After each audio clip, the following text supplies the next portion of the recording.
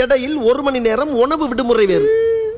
5 காலையில் 9:10 வேலைக்கு வருவது, ஈட்டியை நீட்டி பிடித்தபடி சுவரோடு சுவராக பள்ளியை போல் ஒட்டி இருந்துவிட்டு மாலை 5 மணி ஆனவுடன் வீட்டுக்கு ஓடி விடுவது.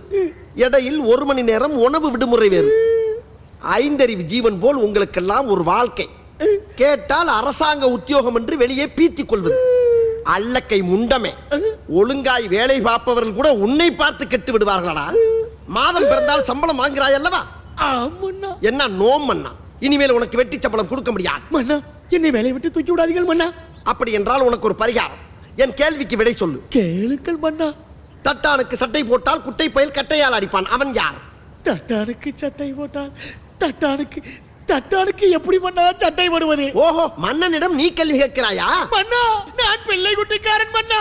இதற்கு இது பதில் இல்லையே. இல்லை மன்னா, அவனுடைய ஆண்மையின் பெருமை பற்றி பேசிக் கொண்டிருக்கிறான். புரியவில்லையே. பிள்ளை குட்டி பெற்றவனாம். ஐயோ மன்னா. காலையில் 9:10 வேலைக்கு வருவது,